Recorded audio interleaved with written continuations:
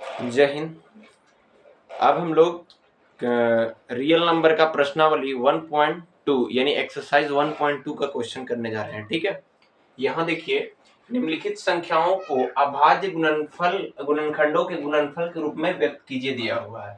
यानी कि हमें जो भी हम लोगों ने पढ़ा है उसमें एक टॉपिक हम लोग पढ़े थे। क्या पढ़े थे कि अभाज्य गुणनखंड जो था उसको गुणनफल के रूप में कैसे व्यक्त करते हैं उसके बारे में हम लोग सीखे थे। तो जैसे यहाँ देखिए करते कैसे हैं वो तो हम लोगों ने सीखा है। अगर सीखना है तो आप लोग पिछले वीडियो को देखिए या तो यहाँ से भी आप लोग सीख सकते हैं। ठीक है, ये मैं प्रश्नावली जो 1.2 है उसका हल मैं करवा रहा हूँ। ठीक है, यहाँ देखिए, जैसे कि एक नंबर यहाँ क्वेश्चन दिया है 140, तो सबसे पहले इसको गुणनखंड के रूप में व्यक्त कीजिए। तो कैसे करना है, इस तरीके से किया जाता है। 140 को 2 से यहाँ 70 आ गया, 2 से यहाँ 35 आ गया, और 2 से नहीं 5 से 5 सत्ते 35, और यहाँ 7 एकम 7 हो गया। ये देखिए, ये वाला जो है इस तरीके से हम लोग पहले कर लेंगे। उसके बाद यहाँ पे हम लोग क्या करेंगे, 2 गुना 2 गुना 5 गुना 7 के रूप में। ये हुआ, अब ये गुणनखंड हो गया, इसका क्या हो गया, इस संख्या का गुणनखंड हो गया। अब हम लोग गुणनफल करने जा रहे हैं, तो जितना जो रिपीट होगा उसके ऊपर घात देंगे। 2 बार रिपीट है तो 2 के ऊपर 2 घात, गुना में 5 के ऊपर कितना 1 है तो 1 घात, और 7 के ऊपर कितना 1 घात। ये गुणनफल के रूप में व्यक्त हो गया। इस तरीके से हम लोग जितना भी क्वेश्चन है उसको हम लोग हल कर सकते हैं। ठीक है, तो इसे आप कीजिएगा, ये 2 से हो जाएगा, ये 5 से कटेगा, इसे ये भी 5 से कटेगा। इसको मैं करके दिखा देता हूँ। ठीक है, इसको ये 5 नंबर वाला 1 2 3 5 7 4 2 9, इसको अभाज्य गुणनखंड के रूप में व्यक्त करना है। तो अभाज्य गुणनखंड के रूप में कैसे व्यक्त करेंगे समझिएगा। पहले क्या करना है, 7 4 2 9 इसे ले लीजिए। अब यहाँ पे क्या है ना कि इसको काटने में बहुत बड़ी समस्या आप लोगों को आ सकती है। ठीक है, तो सबसे पहले यहाँ देखिए कि 9 है, लास्ट में क्या है 9 है, तो ये कितना से कट सकता है, एक 7 से कट सकता है, यानी कि 7 7 49 करते हैं तो हमारा 7 का गुना जो होगा उससे कट सकता है, या तो 3 का गुना होगा उससे हमारा ये कट सकता है, अदरवाइज किसी और से नहीं कटेगा। तो पहले हम देखते हैं 7 से, 7 एकम 7, 7 छक 42, 7 नहीं कटेगा। 7 के बाद अगर हमारा 7 किस में आता है 17 में, तो 17 से देखिए, 17 चौको 68, 17 चौको 68, भागा दे लीजिए, ऐसे भागा दीजिए, नहीं समझ में आता तो ऐसे, 17 चौको 68, यहाँ पे आएगा 6 2 17 तिया 51, 17 तिया 51, यहाँ पे आएगा 11, 17 छके 102, 17 सत्ते 119, मतलब इतना बार में कट गया। ठीक है, फिर इसको काट के देखिए। अब देखिए हम लोगों को यहाँ पे 7 लास्ट में है, तो 7 हमारा किस में आता है, कभी भी देखिएगा 7 हमारा हमेशा 3 का गुना जो होता है उसमें आता है। तो 3 से कीजिए, 3 एकम 3, 13, 3 चौक बार नहीं कटा, 3 हो गया, 13 से, 13 13 39, यहाँ 4 7 नहीं हुआ, 13 से। अब हम 13 किस में 23 में, तो 23 से काट के देखिए, 23 से काटेंगे तो 23 एकम 23 होगा, 23 से इसको काट के देखिए, 23 एकम 23, यहाँ पे आ गया 20 7, 23 के पहाड़ा आप लोग पढ़ के देखिएगा, 9 बार में आएगा ये 207, कितना बार में, 9 बार में, कितना बार में आएगा 9 बार में आएगा हमारा। यहाँ 23, 23 एकम 23, यहाँ 20 7, 23 नमन 9 3 27, 9 2 18 2 20, ठीक है, इतना बार में हमारा कट जाएगा। तो यानी कि इसका जो गुणनखंड हुआ वो क्या हुआ, 17 23 और 19 हुआ। अब गुणनफल में व्यक्त करना है तो 17 23 और 19 ही होगा, क्योंकि इसका एक्स्ट्रा कोई और दोबारा रिपीट नहीं है।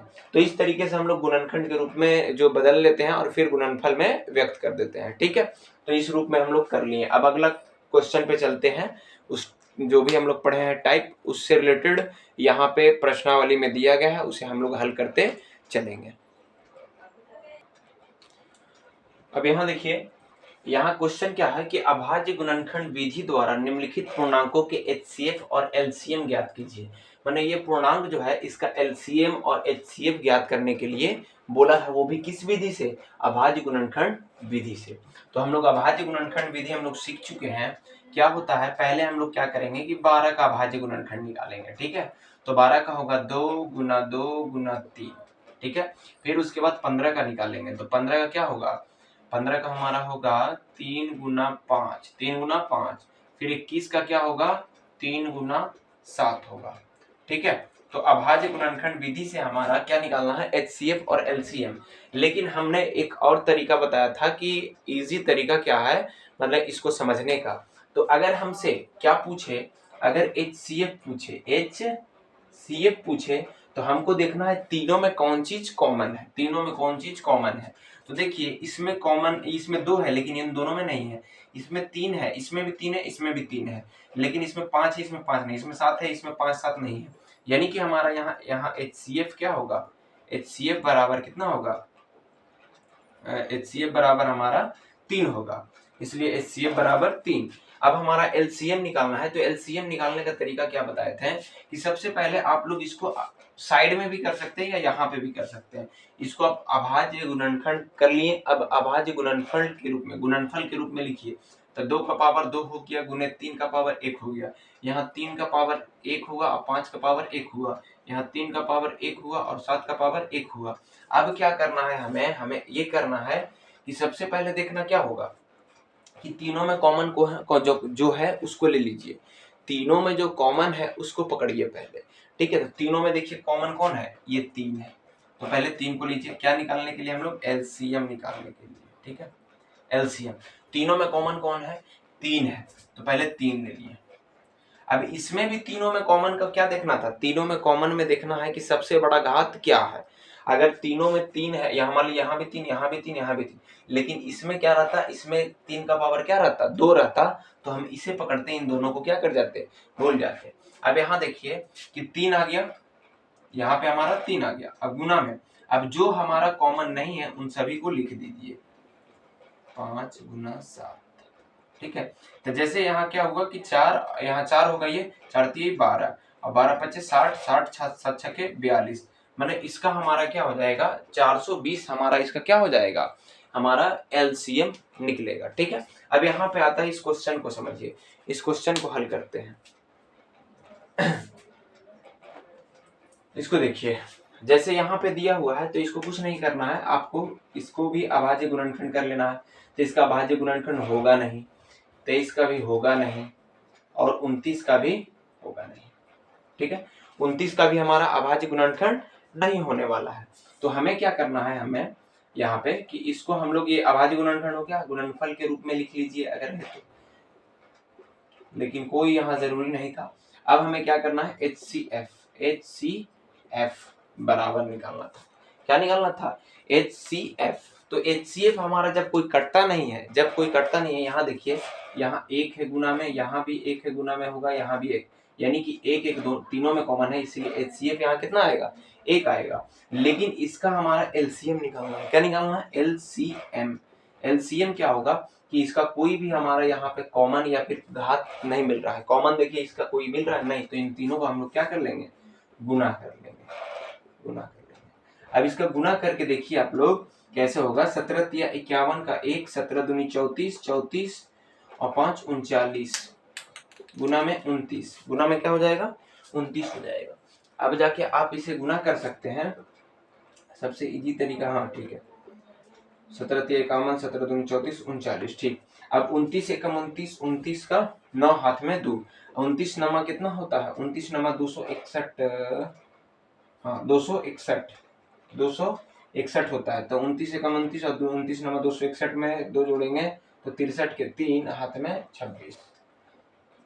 अब 29 तिया कितना होता है, 58, 29 तिया 20 तिया 60, 9 तिया 77, 9 तिया 27, यानी 87, 87 में 26 जोड़ लेंगे तो 87 यानी 93, 103 हो गया, 103। एक बार आप इस तरीके से गुना करके देख सकते हैं, 391 और 29 में 9 एकम 9, 2 एकम 2, फिर यहाँ 391 और 29, 9 एकम 9, 9 9 81 का एक हाथ में 8, 9 तिया 27, 27 8 35, यहाँ 2 एकम 2, 9 दूनी 18 के 8, 3 दूनी 6, 6 और 1 7, यहाँ 9, यहाँ 3, 8 5 13 के 3, यहाँ 7 3 10, 10 10 और 1 11 है, यहाँ पे 1 आएगा, सॉरी यहाँ पे क्या आएगा, 1 आएगा। एक बार चेक कर लेते हैं, 3 दूनी 6 हो गया, 7 हो गया, ठीक है।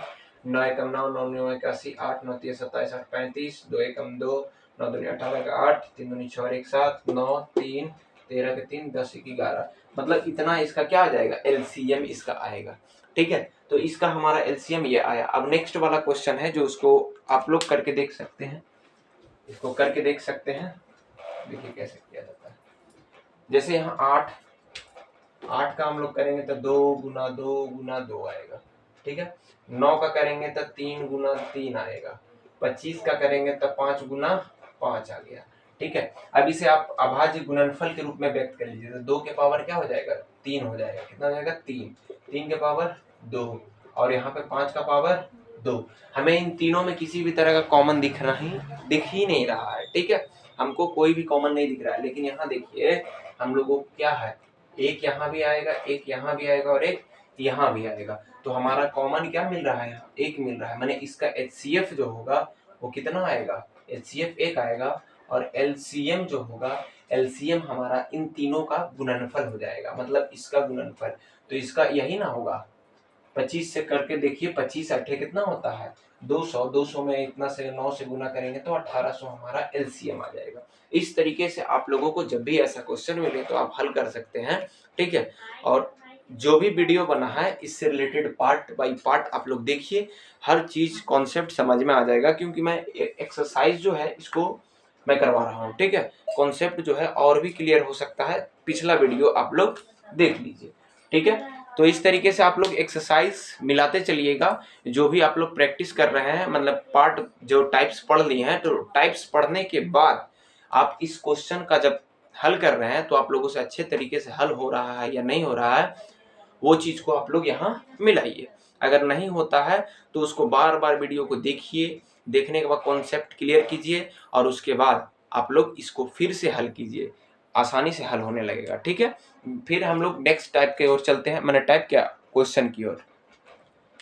देखिए इससे रिलेटेड हम टॉपिक करवा चुके हैं। जैसे दो संख्या दिया रहेगा, उसका एक HCF या तो LCM दिया रहेगा और पूछ देगा कि LCM निकालिए। मैंने कोई एक LCM या तो HCF दिया रहेगा दो संख्या का, अब पूछेगा HCF बता दीजिए या तो LCM बताइए। ठीक है, या तो एक संख्या दिया रहेगा और HCF LCM दोनों दिया रहेगा और दूसरी संख्या पूछ सकता है। इस तरह का टॉपिक हमने करवा दिया है। जैसे यहाँ देखिए क्या है, HCF 306,657 बराबर 90 9 दिया है। LCM 306 657 ज्ञात कीजिए। मतलब क्या है, HCF जो है इसका कितना है, 9 है। अब हम लोगों से पूछा है कि इसी का LCM ज्ञात कीजिए। तो हम लोग क्या है, सबसे पहले लिखना है दिया है। क्या है, दिया है। तो दिया है क्या, A बराबर दिया है, A बराबर 306 होता है, दिया है 306। और B बराबर हमारा 657 दिया है। और हमारा HCF बराबर कितना दिया है, 9 दिया है। तो हम लोग लिखेंगे हम जानते हैं कि क्या A गुने B, इधर लिखते हैं, A गुने B बराबर होता है LCM गुने HCF। ये चीज हम लोग पढ़ चुके हैं। ठीक है, अब A हमारा कितना है, 306 है और B हमारा 657 है और हमारा LCM नहीं HCF दिया है, HCF दिया है कितना, 9। अब ये 9 से काट के देखिए आप लोग, 9 से इसको काटिए, 9 तिया 27, 3 यहाँ गया, 9 चौको 36, माने 34 अगुना में 657 बराबर LCM हुआ। तो इसको आप लोग गुना करके देखिए, जो आएगा वही हमारा LCM हो जाएगा। तो यहाँ 657 में हम लोग 34 का गुना करते हैं तो क्या हो जाएगा, 7 चौ 28, 20 20 दो 22, 6 चौको 24, 24 और 2 26, 7 21, 15 2 17, 36 18 1 19, यहाँ 8 आया, यहाँ 3 आया, 13 के 3 आया, 9 2 11 12, यहाँ 2 22, यहाँ LCM कितना आएगा, 22 33 8। ये हमारा क्या आ जाएगा, हमारा ये LCM आ जाएगा। तो जब भी ऐसा क्वेश्चन मिलता है तो इस तरीके से आप लोगों को करना है। ऐसे HCF 306 इतना दिया था, इसका मतलब इनका HCF इतना है, तो इन्हीं का LCM हम लोगों को ज्ञात करने बोला है। ठीक है, तो आगे हम लोग चलते हैं नेक्स्ट क्वेश्चन की तरफ। देखिए इसमें क्या है, जांच कीजिए कि क्या किसी प्राकृतिक संख्या n के लिए संख्या n अंक 0 पर समाप्त हो सकती है। मतलब बोला है क्या, कि जांच कीजिए कि क्या किसी प्राकृतिक संख्या n के लिए संख्या 6n अंक 0 पर समाप्त हो सकती है। 6n का मतलब समझिए, 6n यानी यहाँ पे जो घात होगा वो कौन सा संख्या होगा? प्राकृत संख्या। कौन सा संख्या? प्राकृत संख्या होगा। अगर हम प्राकृत संख्या 6 का घात रखते हैं तो इसका जो अंतिम माने कोई भी गुना करने पे माने घात रखने पे जब हम उसका गुना करते हैं तो वो जो उसका लास्ट अंक होगा वो 0 पे समाप्त हो सकता है। ये हो सकता है कि नहीं, इसको जांच करने बोल रहा है। तो जैसे आप लोगों को मैं एक तरीका से पहले समझा देता हूं कि जैसे देखिए 6 है, 6 पे हम एक घात रखें या 2 घात रखें या 3 घात या 4 घात, कोई भी घात रख के देख लीजिए आप लोग, प्राकृत संख्या का कोई भी घात, 5 भी देख लीजिए। लेकिन हम लोग 6 का जब भी हम लोग 6 में गुना करेंगे, यही ना करेंगे, घात रखे माने 6 को एक बार हुआ, 6 गुने 6 2 बार, फिर 6 गुने 6 कितना बार करेंगे? 3 बार, फिर 6 गुने 6 कितना बार करेंगे? 4 बार। माने जब भी हम 6 का गुना करेंगे 6 ही के साथ तो उसका अंतिम अंक 6 आ सकता है, 6 के सिवाय कोई और नहीं आ सकता है। 0 आना तो बहुत दूर है, ठीक है।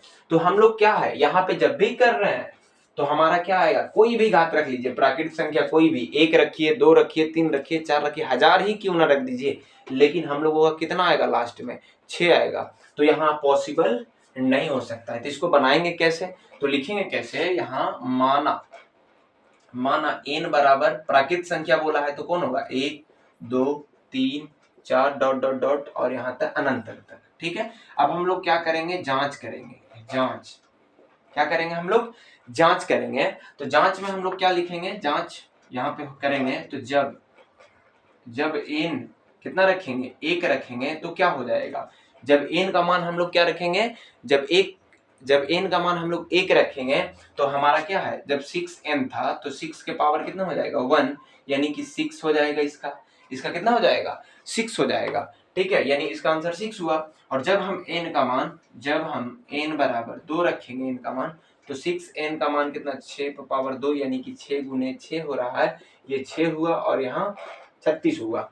फिर यहाँ देखिए जब n का मान 3 रखेंगे तो 6 के पावर कितना? n यानी कि 6 के पावर 3 यानी कि 6 इंटू 6 इंटू 6 बराबर कितना आ जाएगा? 216 आएगा। इस तरीके से और आप कीजिए, जितना मन उतना कर सकते हैं, लेकिन हमें बताना है। यहाँ 4 रखने पे, कितना रखने पे? 4, मैंने 6n है तो 6 के पावर 4 रखेंगे तो 6 कितने बार गुना किया जाएगा? 6 बार किया जाएगा। यानी कि देखिए 4 बार करें, 5 बार करें, लेकिन 6 छक 36, 36 छके 216, 216 छके करके देख लीजिए आप लोग, जो भी आएगा लास्ट में क्या आएगा? 6 आएगा। लास्ट में क्या आएगा? 6 आएगा। इसीलिए हम लोग यहाँ क्या कर सकते हैं? हम लोग कहेंगे कि जब हम 6 का पावर n ब्रैकेट में n का घात प्राकृत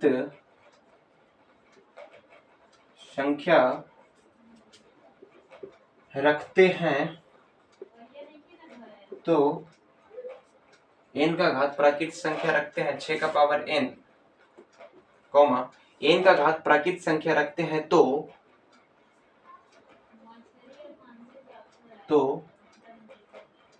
6n का अंतिम जो अंक होगा, अंतिम या समाप्त, या n का समाप्ति अंक 0 नहीं होगा।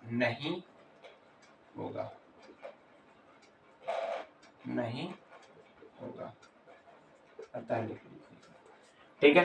तो ये हमारा इस तरीके से हम लोग इसका हल कर सकते हैं। ऐसा जब भी क्वेश्चन आए तो आप लोग इस तरीके से कीजिए। अगर मान लीजिए यहाँ पर 5 रहता और n रहता, 5 रहता और n रहता तो इसको भी बोलता, तो ठीक इसी तरीके से हल करते हैं हम लोग। जब 5 रहता तो आप लोग 5 को करते हैं तो 5 का पावर n, यानी 5 का पावर 1 रखते तो 5 आता, 5 का पावर 2 रखते तो 25 आता, 5 का पावर 3 रखते तो 125 आता, 5 का पावर 4 रखते तो 625 आता। माने 5 का जब भी हम गुना करते हैं तो वो 5 ही आता है। 6 का जब भी हम जितना बार 6 से 6 में गुना करेंगे तो हमेशा कितना आएगा? लास्ट में 6 ही आएगा, चाहे जितना बड़ा 6 का घात क्यों ना हो, ठीक है। तो इस तरीके से हम लोग हल कर सकते हैं। और एक तरीका है जो कि हम लोग उस तरीके से भी कर सकते हैं। कैसा तरीका है इसको समझिएगा आप लोग, ठीक है।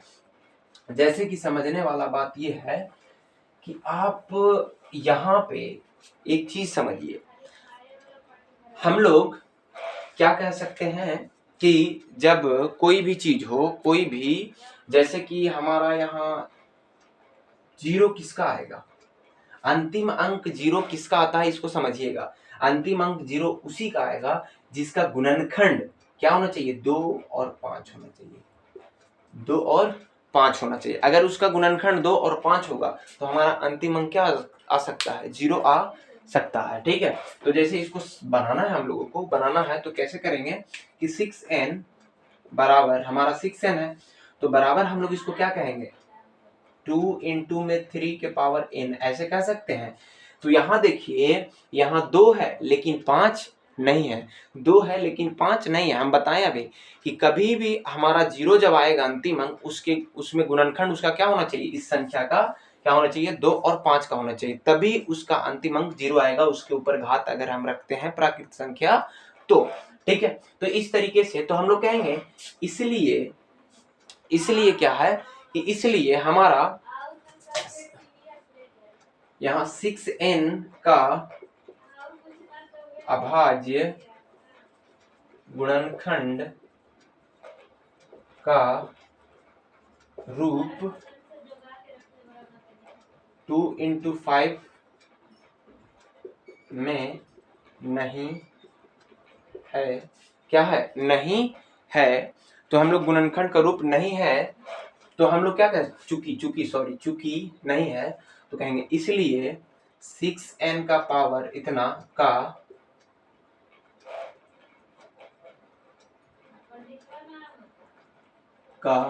अंक 0 पर समाप्त नहीं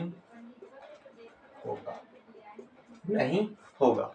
ठीक है, इस तरीके से आप शॉर्ट, ये हुआ, आपको इस तरीके से करना है, ये बेसिक है। इसमें अच्छा ये भी आप कर सकते हैं। इसको क्या है कि कभी भी किसी भी संख्या का जीरो होना है तो उसके गुणनखंड क्या होना चाहिए, 2 और 5 होना चाहिए, तब हम उसका प्राकृत संख्या का घात लगाते हैं तो हमारा जीरो अंतिम क्या हो सकता है, अंतिम में खत्म हो सकता है। ठीक है, तो अब हम लोग मिलेंगे नेक्स्ट वीडियो में। अगर वीडियो पसंद आता हो तो लाइक, सब्सक्राइब और शेयर जरूर किया करें।